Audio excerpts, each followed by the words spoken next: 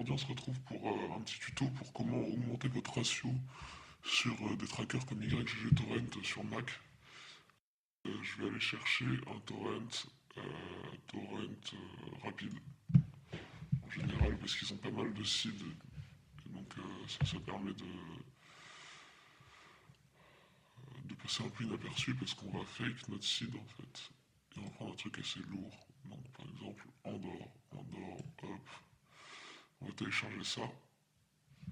Une fois qu'il est téléchargé, on va aussi télécharger Ratio Booster.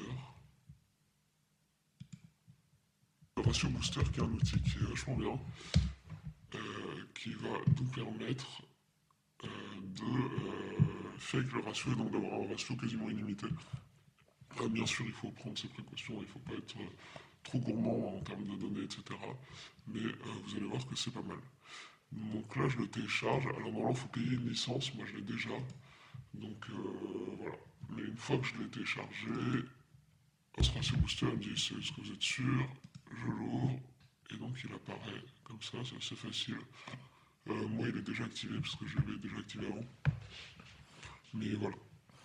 Mais normalement, voilà, vous devez rentrer un petit code qui vous est envoyé une fois que vous avez récupéré la clé. Je vais l'ouvrir dans une autre fenêtre. Et donc là, dans téléchargement, hop, je peux le prendre et je peux le glisser là. Et donc là, voilà, il a récupéré le torrent, etc. Il l'a analysé.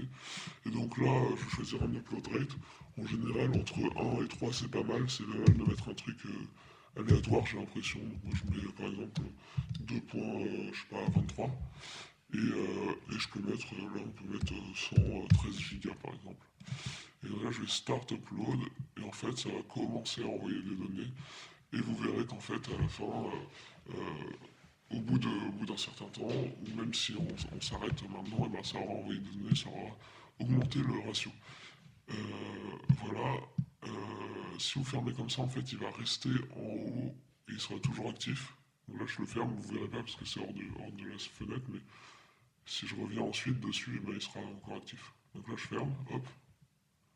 Et là, dans ma fenêtre en haut, j'ai enfin dans mon adbar, et je peux mettre show ratio booster, et là, hop, ça revient, et c'est toujours actif, et ça va continuer pendant que je l'avais plus dans la fenêtre. Donc il peut travailler en arrière-plan, c'est pas mal. Il y a aussi des paramètres avancés pour changer de type de client simulé. Là, on est sur QBitTorrent, euh, voilà, version 4.6.7, je pense, un truc comme ça. Enfin, en tout cas, le numéro qui est là, c'est relatif au numéro de client. Et voilà. Et donc, une fois que j'ai fait, soit je finis, je laisse jusqu'au bout, et là, ça va se finir tout seul. Soit je peux mettre stop upload, et là, ça va finir l'upload, ça va envoyer le signal qu'il y a tant de trucs qui ont été annoncés, enfin envoyés. Et là, je peux quitter tranquillement, en général, en faisant quit ratio booster, c'est mieux, je peux faire ça. Et voilà. Voilà, c'est tout pour aujourd'hui. Je vous souhaite une bonne journée.